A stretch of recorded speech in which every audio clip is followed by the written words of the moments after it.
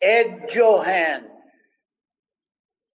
I'm 97 years old, still going strong.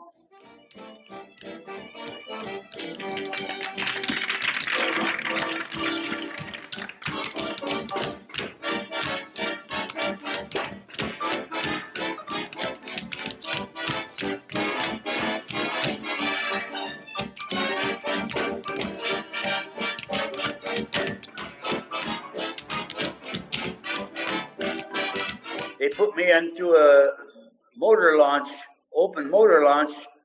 We were just going to be like a taxi. We're going to take guys to other ships where they had relatives or friends they wanted to visit. They were all off-duty guys. But a lot of them wanted to go over to the Ford Island where there's a big PX there. You could get stuff you'd never get on a ship.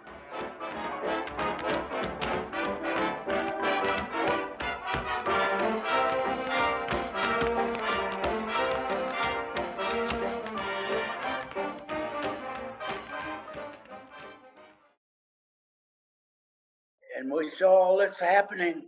There was torpedo planes. There was dive bombers. I'm seeing one guy, one of the enemy had a metal piercing bomb that he dropped into the Arizona. And that made a big black smoke go up. And I don't know how high it went. I couldn't see the end of it. All these torpedo planes and dive bombers, after they come and did their whatever they were instructed to do, they would fly and get up in that black smoke. So you didn't get a shot at them hardly.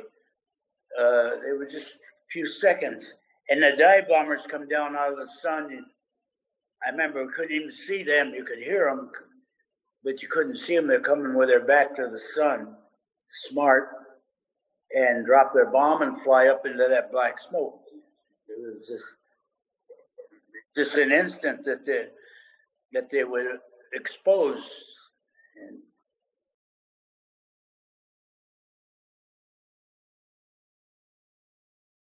And well, without telling us what to do, we just took off over to the battleships. They were already being blown up and on fire and whatnot. And we went over there and taken casualties off, and we just kept doing that all during the battle.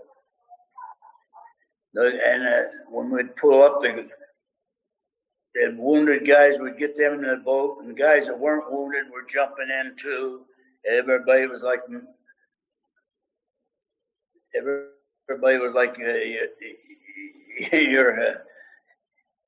your own self. Because these guys that weren't wounded were jumping into the boat and then landing on the wounded guys, and it was a mess. It was a mess. Tell you the truth. Well, like I told you, the guy threw the line, and the guys up there wouldn't let go of it. No, they're all panicking. Well, we're full already. We're overloaded. We don't have much freeboard even. Like another guy gets in the boat, and we're all going to be in the water. Anyway, the coxswain gave me the 3 bells, and I put it in reverse. And those guys still wouldn't let go of the rope. And we pulled them right into the water too. It was a mess. It was a mess.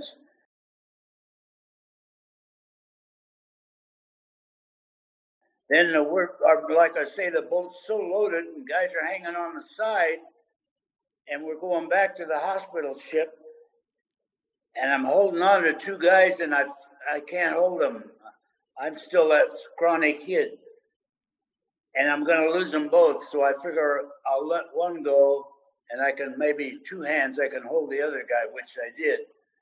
And I often wonder, did the guy I let go ever get picked up? Because by now there's other boats out there doing what we're doing, picking up guys. And a lot of oil on the water is on fire too, burning. So we had to go through that. That went on for over an hour, and we're doing that. We just kept doing that, going over and get a load of guys and take them to the hospital ship. Of course, at the hospital ship, they had the crew there would take them off for us. We didn't have to do anything there. We went back to the ships, and we had some of them. I couldn't lift some guys, and I kind of like pulled them across the deck to our boat.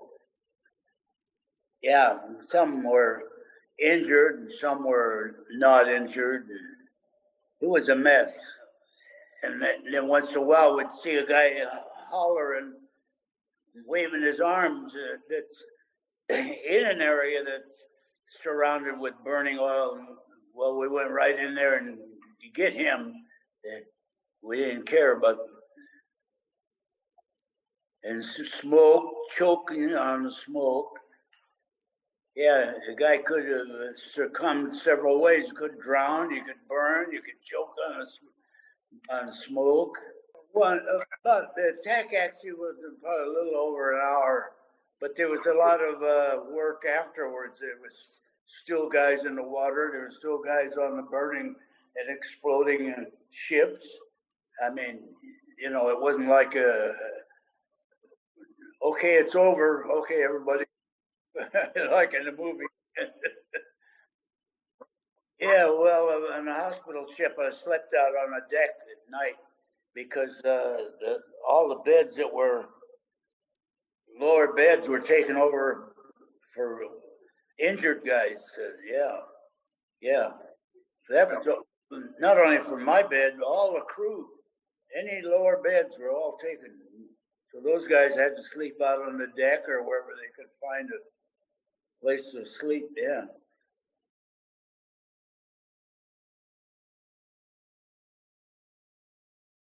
And then later, I got the commendation from the Navy. It come and they give it to me out on the deck where the other guys were, and I noticed it had to be out on the deck where the officers could see from up there where the bridge was.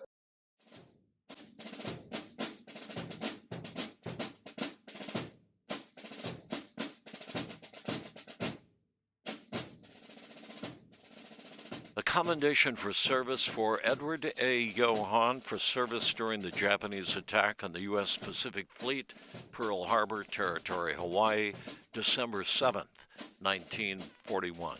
The commanding officer, by direction of the Commander-in-Chief, U.S. Pacific Fleet, takes pleasure in commending your services during the Japanese attack on the U.S. Pacific Fleet in Pearl Harbor Territory of Hawaii, December 7th, 1941, with the following citation.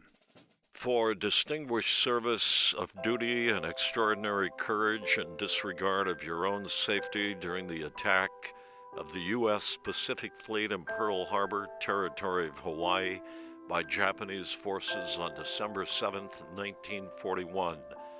While a member of the boat crew of the USS Solace motor launch, you went alongside the burning USS Arizona in order to rescue casualties while the crew of that ship were abandoning ship. Signed, Commander Benjamin Perlman.